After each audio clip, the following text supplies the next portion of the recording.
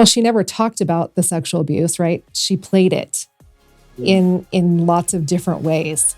But it was that moment when I knew, right, meeting her where she was at and playing with her was going to be the safety that she needed to work through those challenging things. You said her language. Yeah. And from then on, I knew that, play therapy was magic. And I'm sure you guys see it all the time.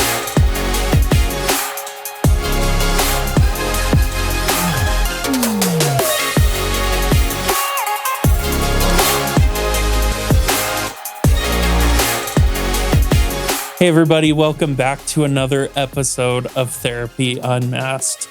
Today we have a really awesome guest. Her name is Stephanie Carbajal, and she is a marriage and family counselor, and she is here to kind of talk to us a little bit about what her and her practice does. So I'm just going to have her introduce herself and maybe go into more of like what she specializes in. Awesome. Thank you so much for having me today. And we're really excited to be here and share a little bit about both myself, but more importantly, the work that we get to do with kids and families. I'm a marriage and family therapist. I've been practicing for 20 years, and we have a group practice in offices in Kaysville and Syracuse and Ogden. And we have 35 plus clinicians. We treat the whole family, but my specialty is with kids, and I'm a registered play therapist supervisor. Not a lot of people know what registered play therapists are, so we can maybe talk about that a little bit more. That's my love. That's my passion, is helping these little ones with emotional challenges heal through play. Heal through play. That's kind of what we're about too. We call ourselves play-based therapists to distinguish the difference between like a play therapist, because you guys already have a good handle on that. But yeah, we use play in every session that we do as well. And so there's so much power through that. Tell us a little bit more about how do you define play therapy and what that is for our families? Children, really, their first language is play, right? I mean, they do it from the very moment they start to breathe. They play, and that's how they learn how to do, most everything in life. And that's where all those developmental building stones and milestones come from. And what's so beautiful about play therapy is it's not just coming into a room and doing therapy and playing alongside the therapy. It's actually doing therapy in play. Doing therapy in play. Yeah. So, for example, if you had a little one with high anxiety, right? Rather than sitting down and talking through the skills that are going to help them deal with and manage that anxiety, you're going to get in and you're going to find out what kind of play they love to do, right? Whether it's puppet play or sand play or play in the dollhouse. And they're going to choose what they love. And we're going to go in and we're going to find ways to build their coping skills for that anxiety in the actual play themes and stories and scenarios. That is so cool. And so what kind of training did you have to do to become a play therapist? So above and beyond the training that you do just to become a therapist, right, a master's degree, it was probably about 5 years of work to become a registered play therapist, about 150 hours of coursework. I don't even know how many hours of supervision from another play therapist in them teaching and consulting and looking at specific cases and how that and how play can interact in that way. So it sounds like it's like really specialized, right? Like It's not just, I know how to play with kids and you just sit down and do it. Like you have a very unique method, right? Yes. It's very specialized, and it's learning how to attune to the child and learning how to attune to their play style and what pulls them in, what draws them in, and then learning how to really set the stage so that they can do their work in that play. Our play-based therapy is very similar in that it's the kid that kind of initiates what kind of play it is. And then as a therapist, we're shaping and molding that play into these goal areas, right? So I'm sure that yours is very similar like that. Yes. Very research-based and very like evidence-based in what you do. And it's kind of this new buzzy thing too in your world, right? I've seen a lot of articles come out and people discuss it online and things like that. But what an interesting way to reach kids that should be intuitive, right? Yep. Yeah, and it hasn't really gained a whole lot of popularity until recently, but kids have always been playing. it should be just a normal way to reach kids, right? We've also found that kids learn a lot quicker too when they're playing. I'm sure you've probably seen that on your end as well, right? Yeah, it's interesting. We'll have parents bring their kids in and say, I've been to 2 other therapists trying to work on whatever it might be, right? This trauma or anxiety or the depression they're experiencing. And we don't seem to make it very far, right? Yeah. And then the challenging behaviors come back. And a lot of times that's because they're not using play therapy, right? They're not speaking the language of the child. Yeah, so you do talk therapy, but you don't speak the language of the child. Yeah. Do you mind if I ask why? Why did you choose to go down the play route rather than just the traditional sit behind a desk, take notes, listen route? It's actually a fun answer to that question. So when I was a brand new therapist, I didn't even have kids in my sights. I was doing a lot of work with adults and marriages. At the agency I was working at, they came to the whole staff one day and they said, we've got this 5-year-old who's experienced some significant sexual abuse and we need to treat her here. This is her only option, right? Who's willing to take this one on and see what they can do with her? So I said, sure, why not, right? I'll try it out. I'll see what I can do. So I, quickly dug in and okay, what do I need to do with a 5-year-old? Saw some play therapy pieces and things and decided to just try it out with her. And she came into the office the first time and she didn't speak a word, but she pretended to be a cat. And so for several weeks, right, I just pretended to be a cat with her. And as that grew, right, it eventually created this relationship where she could feel safe enough to start eventually talking. And while she never talked about the sexual abuse, right, she played it in lots of different ways. But it was that moment when I knew, right, meeting her where she was at and playing with her was going to be the safety that she needed to work through those challenging things. You said her language. Yeah. And from then on, I knew that, play therapy was magic. And I'm sure you guys see it all the time. Yeah. I've a similar experience where, I was working with kids in the schools for so long. And, in the schools, you take them to a room or you take them to a table, work with them at the table, and then you send them back to class. And that's very traditional as far as therapy goes. But when I started doing that in the clinics that I was working in, like right before we opened this place, I was just finding I'm not connecting with the kids really. And we're not meeting goals. And that's when I started to explore play-based therapy and using play as therapy instead of like this reward at the end. Like if you do this, then you get to play. That was always what we said. And then when I started playing with kids and then shaping that play into goal areas, kids were making so much progress. And it was just almost that same scenario. So I champion what you guys do because it's the language of kids, just like you said. Any other stories that you would tell about play therapy that really are significant to you? I think as I think about play therapy, oftentimes the challenge is parents recognizing or understanding what play therapy is and how magical it can be for their kids, right? For parents, they're struggling. They really want to have some relief for their child and for themselves, right? And so sometimes parents feel like, okay, if I just have a skill to hang on to, right? If I just have something tangible to hang on to, everything will be better. But oftentimes those pieces are absolutely necessary, but we've also got to get at the root of why these behaviors are coming up. And so a lot of times bringing the parents in and teaching parents how to play with their child it's so beautiful and it's so magical, and it helps the parent realize, okay, I can help them myself, right? In addition to what the therapist can do. Yeah, and you get that overflow of the things that you've worked on in your clinics into the home, and success goes even further. For sure. Yeah. That's a common thing we do here, as well as we have, not always, but we encourage parents to come back with their kids and not necessarily participate, but just observe and like what their child is doing so that they know what they can work on at home. Is that a pretty common thing at your practice as well? You just encourage the parents to be a part of that session? Yeah, I really feel that a child really is not going to get long-lasting success without parent involvement, right? We really have to shape and change the whole family system in order for that child to really thrive. So as much as parents may want to hand us their child and say, fix them, I'm saying, let's bring you in as well, right? Let's do this as a family. Let's work together so that we can really change this for the long term, not just here and now, right? And this is part of what we're going to be doing. We're opening an intensive outpatient program called Carbajal Kids this year in April.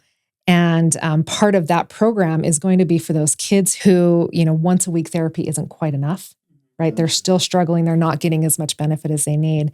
And in this program, it's going to be a beautiful way for both kids and parents to gain that treatment that they both need, both separately and together, so that they can. The kids and parents. Yep.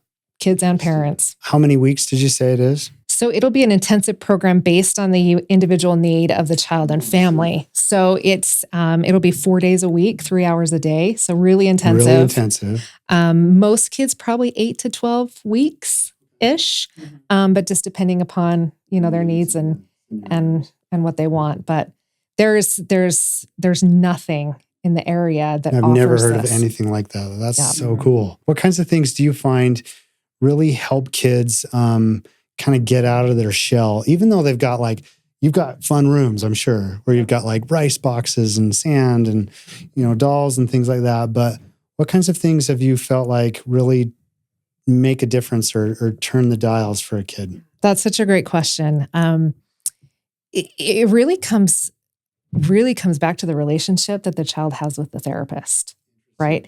You can have all the toys in the world and a child still isn't going to get the playfulness. Right? That relationship that they have with the therapist is what's really going to draw them in and help them to play what they need to play. Oftentimes we say that we're the greatest toy in the playroom, and that sounds funny, right? But the therapist really has to engage with the child in that playful way. Otherwise, it's hard for them to open up all the way. Well, I almost see like a tip coming up in my mind saying, if maybe you've tried play therapy with your kid in the past and it just didn't go well, maybe it was that rapport that they had with the therapist. Try a different therapist and figure that out. Because if the kid relates well with the therapist, then everything seems to work better, right? Yeah, it makes all the difference. Yeah. It does. Research actually shows, right? If you look at all the research, the most important piece in mental health therapy is the relationship that the client has with the therapist. And it's the same for kids. Yeah, it's the same research for us too, that we see that too, is, there's a huge piece of it that is the relationship that they have with their therapist. And the other piece, like you talked about, is what they're doing at home, the ancillary services or the other supports that they have. It's not always the technique that a therapist has. It's what goes on at home outside of therapy, and then the relationship that they have with the therapist. Before we started, we were talking about how our two fields are so similar and so symbiotic and work so well together that we need to foster more of that, because mental health and physical health, or the things that we do here, like at Ability Innovations, it complements so well with what you guys do as well, that we need to have stronger relationships there. What have you seen in your stuff? Yeah, I think we've had kids that have come in and that are doing OT, right, and play therapy at the same time, and it seems to be a great match, right? Because you need some of those hands-on skill-based pieces, right, while also doing some of the kind of the roots work of weeding out, what kind of traumas might be there, or attachment pieces. And it's you really need both to be able to thrive. What we've seen is we'll do a little bit of mental health stuff, but we're kind of like first responders for some of that. And then we have to refer them on for people that are more specialized in that. And that's where you guys come in from our end. But also, you've seen it the other way, right? Mm-hmm. Where you're working with a kid and you're like, well, you could really use some private therapy in this, and send them our way, or send them to an occupational therapist or a speech therapist. Yeah. And it's interesting that our fields go so well together. I'm starting to see that a lot in in our fields that there's a lot of combining with mental health and with counselors and things like that, because it just seems to work so well together. I mean, we've talked before about this too, with trauma, like finding the root of that trauma. Like sometimes it is just as simple as like if a kid is toe walking, they just don't like the way that the carpet feels. But maybe it's a little bit deeper. Maybe a kid doesn't like a specific type of food because they've had a traumatic experience with it in the past. And that's not necessarily something an OT can address. That would be something more that a mental health therapist it's a little would have to deeper look than at. what we do. Mm. But even like the toe walking thing, like we find like there might be even a root cause of anxiety or things behind that. Mhm. And so if you address the real root of the problem, then the symptoms of like toe walking dissipate over time. And they're easier to treat too. For Yeah. sure. Mhm. Oh, 100%. They're And easier so to treat. Yeah. We have to see kids as like this whole person, right? It can't just be like physical and we neglect the spiritual, or we neglect the emotional, or we neglect the mental health part of it. Like there has to be all encompassing. And that's kind of like the models that we use, but I'm sure you guys do the same. Yeah, I think ours goes to, looking at the whole child and all of those pieces, and even broadening it to looking at the whole system, right? The family system, and how all those pieces interplay. I did want to ask though, so when you started Carbajal Counseling Services, what was like, because you could, being like a mental health therapist, you could have gone several different paths, right? You could have done one-on-one therapy with teens or adults, but you chose specifically marriage and family counseling, right? What was the reasoning behind that? Yeah, I think even early on, I knew that healing comes through family systems, right? If for example, a parent just brings their child to us and says, "Fix my child," right? And we work on that, we're not going to get long-lasting change. And I knew that from the very beginning. Even before I went to graduate school, I knew that there had to be a family component to it. So that's what took me down the marriage and family route. That training specifically looks at what is this child's whole environment, what is this couple's whole environment, family's whole environment, so that we can really make long-term change. It's so important, and that's one of the things, like I was saying, traditionally is missing from our therapy, our side of therapy, is we're saying like, like we take the kid, we work with them, then we give them back to the parents, and then we say, try these things at home. When the parents see what we're doing and they experience what we're doing, and it sounds like you're doing that in your guys' clinics and stuff too, of saying like, it's got to be this whole system. Like we're all part of this village that is supposed to reach these kids. And I mean, realistically, you probably see kids once, maybe twice a week, maybe more when you do your intensive program. But even then, compared to how much they're with their families or with their parents, like where's the real difference? Is it going to be in these snapshots times that we have, or is it going to be at home? I think their success of healing and progress goes up at least 20% if parents are involved. As you've been talking, you get those little snapshots of kids that you've treated over the years. And as you were talking, I was thinking about this little one that I worked with for quite some time, who had some pretty significant attachment issues, came from adopted into his family, had a lot of significant trauma during when he was in utero and before he was placed for adoption. And it was really interesting to watch how important it was that adoptive mom was part of his treatment, right? And he would do really interesting things where he would come in and play, and he would make really icky soup. He would take everything from our playroom and make really icky soup, paint and flour and a little bit of salt or a little bit of sand from the sand tray, right? Maybe a few little mini figures. And one day he said, "My mom's got to come in and eat this soup." And I'm thinking to myself, all right, let's see how this is going to go, right? Yeah. How is this going to work?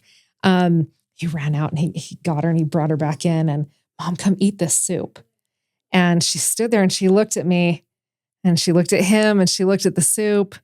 And And it's like, I don't know if I can do this, right? But what this little guy needed is he really needed to know if she could tolerate all of his stuff, like all of his emotional stuff, right? And so, of course, it wasn't actually edible with all that stuff in it, Don't right? eat the paint. So, but mom came in and I had to guide her, right? Because she's like, I don't know what to do, but I had to guide her to say, he needs you to pretend to eat this soup, right? He needs you to be in this play with him. So that they could connect more and he could go, oh, my mom's going to love me no matter what, even with all this yucky stuff that She can deal with the icky stuff that even I made. Yep. Yep, exactly. Interesting. Wow. And I think as a parent, like you wouldn't even piece those things together in your mind. You'd be just like, why is he always making icky soup? Like I see him doing it outside and to his brothers and sisters or whatever, but drawing that line of, oh, this is him seeing and maybe testing how we're going to react to the icky things that he's got. Exactly. Yeah. You've kind of built up these skills of being able to see things like that. And one of the questions that we always ask the people that come on our show is, since we're superhero themed and we're helping kids gain superpowers that they need for tomorrow, what are some of your superpowers that you've gained as you've gone along this path? I love that question, especially because superheroes come into the play therapy room all the time. All the time. All the time. All the time. I think one of my superpowers that I've developed over the years is just being with kids, but not just, sitting in the physical space with them, but connecting to them and attuning to them and recognizing how much they need someone to be there in all of their emotional stuff with them as they play through it. And that's not always easy to do.